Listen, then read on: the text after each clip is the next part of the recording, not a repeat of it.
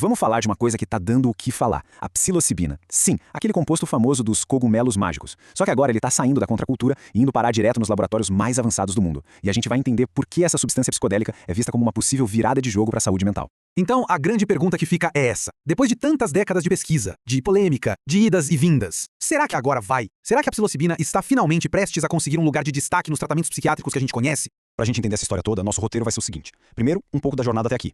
Depois, a gente mergulha na ciência para ver como ela funciona. Aí vamos dar uma olhada nos dados mais recentes dos estudos, nos desafios práticos para sair do laboratório e, por fim, o que os especialistas dizem que precisa acontecer para isso dar certo. Bom, vamos começar pelo começo. A jornada da psilocibina não é de hoje, não. Na verdade, é uma história bem longa, uma verdadeira montanha-russa de promessas que foram interrompidas e que, só agora, estão voltando com força total. E essa linha do tempo aqui resume bem essa loucura. Olha só, lá nos anos 50 e 60 o interesse era enorme, as pesquisas estavam a todo vapor. De repente, em 1970 veio um balde de água fria. Nos Estados Unidos, a psilocibina foi classificada como uma substância perigosa e sem uso médico. A pesquisa ficou na gaveta por décadas. Só no comecinho dos anos 2000 que o pessoal começou a pesquisar de novo, com muito cuidado, e agora a gente está na contagem regressiva para uma possível aprovação oficial. Tá, mas como é que essa substância funciona lá dentro do cérebro? A resposta para isso ajuda a gente a entender por que ela é tão, mas tão diferente dos antidepressivos que a gente está acostumado a ver por aí. Primeiro, uma coisinha técnica, mas que é super importante. A psilocibina em si não é o que faz o efeito. Pensa assim, quando a gente ingere, nosso corpo a transforma em outra molécula, a psilocina. É ela que é a estrela do show, a substância que realmente interage com o cérebro e causa os efeitos. E o que a psilocina faz? Basicamente, 3 coisas incríveis. Primeiro, ela se conecta num receptor de serotonina bem específico. Segundo, ela dá uma sossegada na rede de modo padrão do cérebro. Sabe aquela vozinha interna que fica remoendo problemas? É mais ou menos por aí. Em quem tem depressão, essa rede costuma estar ligada no 220 e a psilocina ajuda a diminuir esse ritmo. E terceiro, talvez o mais impressionante, ela parece deixar o cérebro mais flexível, mais capaz de criar novos caminhos e conexões. É a tal da neuroplasticidade. E aqui está o pulo do gato. Os antidepressivos mais comuns hoje em dia precisam ser tomados todo santo dia, para manter ali um ajuste químico constante. Com a psilocibina, a ideia é outra. 1 ou 2 sessões podem gerar efeitos que duram semanas, meses. É como se ela não fizesse só um ajuste, mas desse um reset no sistema, sabe? Uma reinicialização geral. Ok, a teoria é fascinante, né? Mas e na prática? Funcionou nos testes com pessoas? Vamos dar uma olhada no que os números dos estudos clínicos estão mostrando. Tem várias empresas na frente dessa corrida. A Compass Pathways, por exemplo, mostrou resultados bem positivos para a depressão resistente, aquela que não melhora com nada. O Ozone Institute também viu efeitos rápidos e que duram bastante tempo. E a Cybin Corp está vindo com um candidato a medicamento que também está mostrando um potencial enorme. Agora se prepara porque esse número aqui é de cair o queixo. 71%. Essa foi a taxa de remissão num dos estudos da Cybin. Sabe o que isso quer dizer? Que mais de 2/3 dos pacientes ficaram basicamente sem sintomas de depressão. E o mais maluco, 1 ano inteiro depois de terem tomado só 2 doses. Pra psiquiatria, onde cada pequena melhora é uma vitória, um resultado desses é algo transformador. Mas sempre tem um mais, né? É fundamental a gente lembrar que esses números incríveis vêm de estudos super controlados. É o cenário perfeito, sabe? Pacientes selecionados a dedo, ambiente ideal. A grande questão é, será que isso funciona do mesmo jeito no mundo real, que é muito mais bagunçado e imprevisível? E essa pergunta nos leva direto para os desafios práticos. Porque uma coisa é funcionar lindamente num estudo. Outra, bem diferente, é fazer isso virar um tratamento que qualquer pessoa possa acessar numa clínica no dia a dia. E o primeiro obstáculo é um bem palpável, o dinheiro. E o curioso é que o mais caro não é a substância em si. O que custa uma fortuna é todo o suporte terapêutico. Cada sessão exige horas e horas de acompanhamento com profissionais, o que joga o preço lá pra cima e torna o tratamento inacessível pra muita gente. E essa fala do Dr. Roger McIntyre resume o problema perfeitamente. Basicamente, o que ele está dizendo é o seguinte: se a regra for que cada paciente precisa de horas de terapia intensiva para cada dose, simplesmente não vai ter profissional suficiente nem estrutura para dar conta. Vai virar um gargalo impossível para a maioria das clínicas. E além da grana e da logística, tem a questão da segurança, que é, claro, fundamental. Especialistas nos Estados Unidos já acenderam alerta para alguns riscos. Existe a possibilidade de piorar pensamentos suicidas em algumas pessoas ou de ativar uma crise de mania em quem tem transtorno bipolar. E sendo bem sincero, a gente ainda não sabe quase nada sobre os efeitos a longo prazo. Ok, com tanto potencial de um lado e tanto desafio do outro, qual é o caminho certo a seguir? O que precisa ser feito para essa promessa toda virar realidade de um jeito seguro e que funcione? A boa notícia é que os mesmos especialistas que apontam os problemas também sugerem as soluções. Eles defendem que precisa ter mais investimento público em pesquisa, estudos bem maiores e, principalmente, que incluam todo tipo de gente, pra gente saber se os resultados valem pra todo mundo. E não é só a ciência que precisa avançar, né? É preciso construir toda uma infraestrutura do zero. Isso quer dizer criar um treinamento padrão para os terapeutas, ter uma certificação obrigatória para garantir a qualidade e, claro, convencer os planos de saúde a cobrir os custos. Porque não adianta ter o tratamento se ninguém souber aplicar direito ou se ninguém puder pagar. E aqui, talvez, esteja o ponto central de toda essa discussão. A empolgação, tanto dos cientistas quanto do público em geral, está correndo na velocidade de um carro de corrida. Enquanto isso, o trabalho mais lento, mais cuidadoso de criar as regras de segurança e toda a estrutura necessária está indo a passos de tartaruga. O que nos deixa com a pergunta final? A gente está realmente vendo o começo de uma nova era no cuidado com a saúde mental? Uma que pode trazer esperança para milhões de pessoas? Ou será que essa empolgação toda vai acabar batendo de frente com a dura realidade da segurança, do custo e da logística? A resposta? Bom, a resposta ainda... Imaginem só a seguinte situação. Tratar uma década inteira de depressão severa, não com milhares daquelas pílulas diárias que a pessoa toma ao longo dos anos, mas sim com uma única tarde. Uma tarde de alteração profunda da consciência, né? Exato. Uma tarde inteira dedicada a isso. Uma intervenção que, tipo, não apenas mascara os sintomas superficiais, mas que tenta literalmente reescrever os caminhos da própria mente. E, bom, essa é a premissa que está, nesse exato momento, sacudindo todas as fundações da psiquiatria moderna. Com certeza, é uma mudança drástica. E é por isso que hoje a nossa exploração foca nessa transição meteórica da psilocibina. Para quem não sabe, o composto ativo dos famosos cogumelos mágicos. A gente vai analisar como isso saiu de uma substância historicamente marginalizada para o que muitos especialistas já chamam do maior avanço na psiquiatria em décadas. E olha, nós temos uma pilha de documentos fascinantes na mesa hoje para embasar isso. Nossa, muita coisa. Fala um pouco das nossas fontes. Bom, a gente tem um panorama médico super recente, agora de 2026, sobre as aprovações iminentes da FDA. Temos também aquele comunicado de imprensa bombástico de 2025 sobre o ensaio clínico de fase 3 da Compass Pathways. E não para por aí. Tem o relatório da NDDC, certo? Isso, um relatório de consenso super rigoroso da Rede Nacional de Centros de Depressão dos Estados Unidos. E claro, para dar a base científica, vamos mergulhar naqueles 2 estudos fundamentais de 2021, publicados no JAMA e no New England Journal of Medicine. Perfeito. Então, a grande missão dessa nossa análise de hoje é separar o hype, sabe aquela empolgação exagerada que a gente vê na internet, da realidade clínica e científica. Porque tem muita promessa, mas também tem uma barreira logística gigantesca. E uma barreira ética também. O desafio de fazer essa separação é que a promessa apresentada pelos dados é de fato monumental. Mas, tipo, tirar isso do laboratório e colocar na clínica da esquina é colossal. Beleza, vamos desvendar isso passo a passo. Só para dar um contexto para quem nos ouve, o estudo dos psicodélicos não é uma coisa nova. Lá nas décadas de 50 e 60, tinha uma pesquisa super florescente na área. Sim, muito promissora na época. Só que tudo sofreu uma interrupção drástica nos anos 70, puramente por causa daquelas leis de substâncias controladas. Foi uma barreira política, não científica. Então, o que a gente está vendo hoje é o renascimento dessa ciência.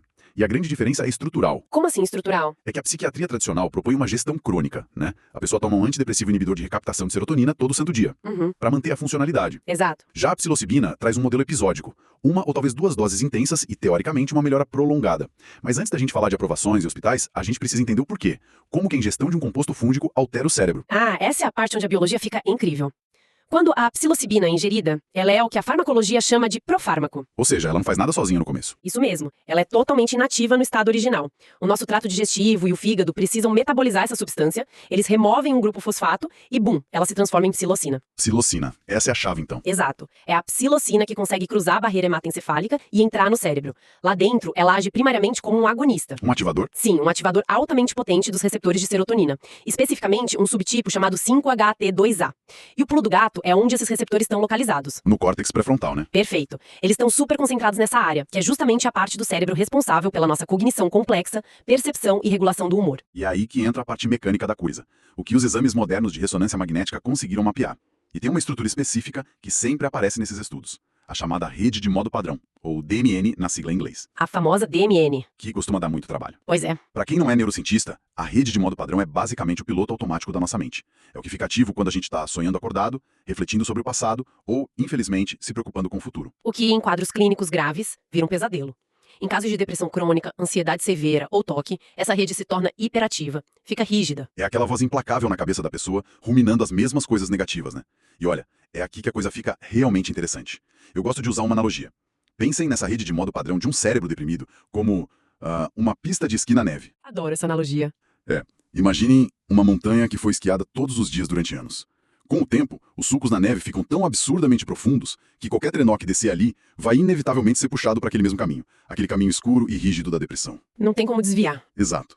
O trenó fica preso no trilho. Mas aí, o que as ressonâncias mostram é que a psilocina atua como uma tempestade de neve fresca. Uma tempestade de neuroplasticidade. Isso. Ela joga uma camada de neve nova na montanha inteira. Preenche aqueles sulcos antigos e destrutivos, permitindo que a mente possa deslizar por caminhos novos. Caminhos inéditos. O que é fascinante aqui é como isso obriga a farmacologia tradicional a rever seus próprios conceitos básicos, sabe? Porque na medicina moderna a gente está super acostumado com correções puramente químicas. Você toma o remédio e ele age no fundo silenciosamente. Sim. Ninguém espera ter uma experiência mística profunda depois de tomar um remédio para pressão alta ou um antidepressivo normal de farmácia. Mas com a psilocina, essa tempestade de neve gera uma experiência psicológica que é simplesmente avassaladora. Uma viagem mesmo. Uma viagem. E o mais chocante é que a correlação clínica que emerge dos dados não trata essa viagem como um efeito colateral chato que o paciente tem que aguentar. Muito pelo contrário. A viagem é o tratamento. Exatamente. As medições psiquiátricas indicam de forma muito consistente que a intensidade dessa experiência mística, coisas como sentimentos de unidade com o universo, transcendência de tempo e espaço, isso é o preditor mais forte para o sucesso a longo prazo. A experiência subjetiva é crucial para o mecanismo terapêutico. Caramba, isso muda tudo. Porque exige que a ciência médica, que adora números e coisas quantitativas, olhe para a subjetividade humana como se fosse, sei lá, um bisturi, uma ferramenta real. É um desafio enorme para o modelo biomédico tradicional. Sem dúvida. E se essa tempestade de neve tem todo esse poder, os resultados práticos também precisam ser impressionantes. Então vamos olhar para os dados clínicos. Como isso se sai no rigor dos ensaios contra a depressão resistente. Foi aí que a comunidade científica realmente prestou atenção. Os dados daquele estudo do JAMA Psychiatry de 2021 foram um divisor de águas. Liderado pelo Davis e a equipe dele, né? Foi um grupo pequeno, acho que 24 participantes apenas, mas os efeitos foram gigantescos. Gigantescos é a palavra certa. Em pesquisa psiquiátrica, a gente mede o efeito com uma métrica chamada D de Cohen. Dá um parâmetro pra gente entender isso. Claro, um antidepressivo comum geralmente atinge um D de Cohen de 0,3, no máximo 0,4. Qualquer valor acima de 0,8, a gente já classifica com um efeito grande. Ok. E qual foi o do estudo do JAMA com a psilocibina? Foi de 2,5. Nossa, 2,5 é quase fora da escala. É assombroso, e o que isso significa na prática é que após só 4 semanas, recebendo apenas 2 doses, uma de 20 e outra de 30 miligramas e mais umas 11 horas de psicoterapia de suporte, 71% dos pacientes tiveram uma resposta clínica dramática e 54% entraram em remissão total. Remissão total. E a gente precisa deixar claro o peso dessa palavra pra quem tá ouvindo. Remissão completa não é tipo, eu tive um dia bom hoje ou eu consegui sair da cama com muito esforço. Não, de forma alguma. Remissão significa que a pessoa não preenche mais os requisitos diagnósticos da doença. A depressão sumiu clinicamente. Pessoas que estavam há anos no escuro voltaram à vida. Mas olha, eu preciso assumir uma coisa. Eu tava lendo as evidências e fiquei um pouco confuso. Com o estudo do New England Journal of Medicine. E esse mesmo, o do Carhart Harris, porque ele comparou a psilocibina diretamente com o escitalopram, que é um antidepressivo padrão de farmácia, super comum. Foram umas 6 semanas de teste com quase 60 pacientes. E eu fui olhar a conclusão principal. Peraí. Pode falar, a crítica é super válida. Os dados mostram que no desfecho principal, aquela métrica primária que eles mesmos escolheram na semana 6, a psilocibina simplesmente não teve uma diferença estatisticamente significativa contra o escitalopram. Então, será que toda essa empolgação é justificada se a substância nem sequer venceu o remédio tradicional na métrica oficial? Essa é uma excelente pergunta e é a análise crítica que a gente precisa fazer. E para te acalmar, vamos entender o contexto desses números. De fato, no desfecho primário, a redução de sintomas foi de 8 pontos para a psilocibina contra 6 pontos para o escitalopram. Uma diferença pequena, estatisticamente falando. Sim, não atingiu a significância primária. Mas, em ensaios clínicos, a métrica primária nem sempre conta a história toda. Quando você olha para os desfechos secundários, a psilocibina teve 57% de remissão, contra apenas 28% do escitalopram. O dobro de pessoas ficaram totalmente livres da depressão. Ah, entendi. Então ela empatou na redução geral de sintomas, mas foi muito melhor em realmente tirar as pessoas da doença por completo. Como o escitalopram atingisse o efeito máximo, ele ainda poderia melhorar mais. Faz sentido. E aquele estudo não teve um grupo placebo rigoroso, o que limita um pouco as conclusões sobre a expectativa dos pacientes. Foi um estudo muito pioneiro, mas com essas limitações. E é por isso que o campo celebrou tanto quando os dados de fase 3 da Compass Pathway saíram anos depois, entre 2025 e 2026. O estudo COMP005, certo? Que usou aquela formulação sintética deles, o COMP360. Esse mesmo, num ensaio enorme, super controlado e focado numa população específica, pacientes com depressão resistente ao tratamento. A gente já tentou de tudo, todas as medicações normais e nada deu certo. E os resultados confirmaram a promessa. Uma única dose de 25 miligramas reduziu drasticamente a gravidade dos sintomas quando comparado ao placebo. Foi inquestionável. Então, com base em tudo isso, os dados existem. A ciência comprova que a mente muda de verdade. Parece o fim da linha para a depressão, não é? Seria maravilhoso se fosse tão simples. Pois é. É aí que vem o choque de realidade. Porque tirar esse tratamento super vigiado de um ensaio clínico e jogar na vida real do nosso sistema de saúde apresenta barreiras colossais. É um abismo. O consenso da NDC levantou um monte de bandeiras vermelhas cruciais sobre logística, custos e até segurança. Uma das maiores falhas apontadas logo de cara é sobre quem está participando desses testes.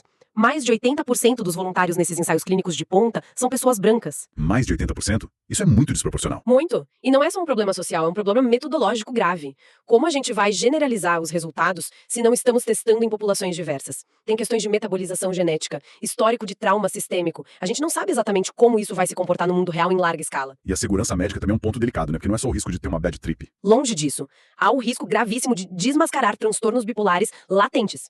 Imagina alguém que acha que só tem depressão, vai na clínica, toma dose e de repente é precipitado num episódio de mania severa, porque tinha uma predisposição genética não diagnosticada. Nossa, e na clínica do dia a dia, a triagem muitas vezes é super rápida. Ninguém investiga a fundo o histórico familiar do bisavô. Exato. Tem também as interações medicamentosas. Misturar psilocibina com lítio, que é muito usado na psiquiatria, aumenta dramaticamente o risco de convulsões. Sem contar casos raros de transtorno perceptivo persistente, onde a pessoa continua tendo distorções visuais meses depois. E é justamente para evitar tudo isso que o protocolo se tornou um pesadelo logístico. Porque para ser seguro, você não pode simplesmente entregar a pílula e mandar o paciente para casa. De jeito nenhum.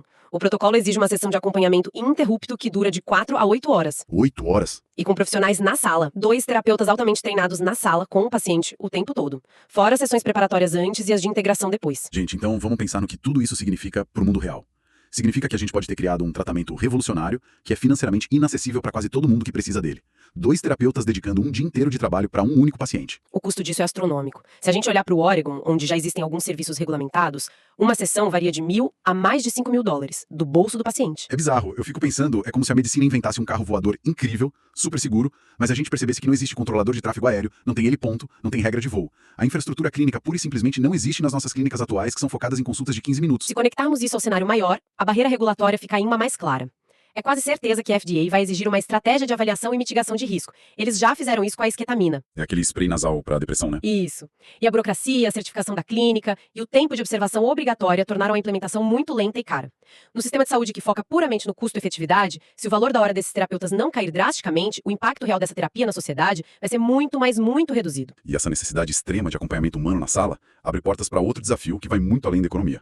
Os desafios éticos. A gente está falando de tratar mentes que estão em estado de vulnerabilidade extrema. Extrema mesmo. Os efeitos psicológicos são tão intensos que alteram a cognição. A pessoa perde totalmente os filtros, né? Sim. A dissolução das barreiras do ego deixa o paciente aberto a sugestões de uma forma muito profunda. E a NDDC advertiu bastante sobre o risco de violações de limites por parte dos terapeutas. O que é assustador se a gente parar para pensar. E os relatórios citam não só abusos óbvios, mas também transgressões ideológicas ou religiosas. Exatamente. Imagina um paciente com o ego completamente diluído, um terapeuta mal intencionado ou até mesmo bem intencionado, mas com crenças muito fortes, pode acabar incutindo visões de mundo específicas numa mente que não tem defesa nenhuma naquele momento. Além da preocupação ética gigantesca sobre a mercantilização de tudo isso, né? A gente está pegando uma experiência curativa que pertence aos conhecimentos tradicionais indígenas e transformando num produto caríssimo vendido por empresas farmacêuticas. O entusiasmo público está correndo mais rápido que a criação de diretrizes e treinamentos. Isso levanta uma questão importante, que é como o consentimento informado deve ser adaptado na medicina moderna. O consentimento informado é a base de tudo. O paciente tem que saber o que vai acontecer. Mas como alguém concorda com algo que não entende? Pois é, como um paciente pode consentir plenamente e conscientemente com a dissolução do próprio ego se ele nunca experimentou isso na vida antes? É como tentar explicar o sabor de uma fruta para quem nunca comeu. Exato. Por isso o relatório faz um apelo tão forte por certificações rigorosíssimas. A gente precisa de profissionais atuando como guardiões altamente especializados antes que esse tratamento se generalize de vez. Faz todo sentido. Bom, pra gente ir fechando o raciocínio aqui e resumir o cenário atual, a psilocibina definitivamente não é uma pílula mágica casual, longe disso. De fato, não é. Ela é uma intervenção intensiva, sistêmica, episódica. Ela tem sim o poder de mudar o paradigma de toda a saúde mental, passando daquela medicação crônica que entorpece para uma terapia de experiência profunda. E isso importa para todos nós, porque a crise global de depressão precisa urgentemente de novas ferramentas, mas ferramentas seguras e com equidade de acesso. Segurança e equidade são as palavras-chave. Exatamente. Mas antes da gente se despedir, eu queria deixar quem nos ouve com um pensamento final, bem provocativo, que me ocorreu lendo as fontes de hoje. A gente viu que empresas já estão testando compostos com o que eles chamam de efeitos minimamente psicoativos. Basicamente, a psilocibina sem a viagem psicodélica. Isso. Eles querem tirar a viagem para baratear o processo, para eliminar a necessidade de ter 2 terapeutas durante 8 horas na sala. A ideia é, o paciente toma a pílula, fica 30 minutos na clínica e vai embora, como num exame de rotina. A economia do sistema de saúde amaria isso. Iria amar. Mas aqui está o grande paradoxo neurológico para a gente refletir. Se todos os estudos e exames de imagem provaram de forma tão clara que é justamente a intensidade da experiência mística, a viagem em si, que se correlaciona com a cura a longo prazo, É o próprio mecanismo terapêutico. então, será que remover essa viagem da psilocibina só para agradar a matemática financeira do sistema de saúde não vai, no fim das contas, remover também a própria cura? É uma provocação e tanto. Uma questão fundamental para o futuro da área. Fica aí o questionamento para a gente continuar acompanhando. A ciência está mudando rápido e ainda temos muito o que aprender. Até a nossa próxima investigação. Até lá. Foi um prazer.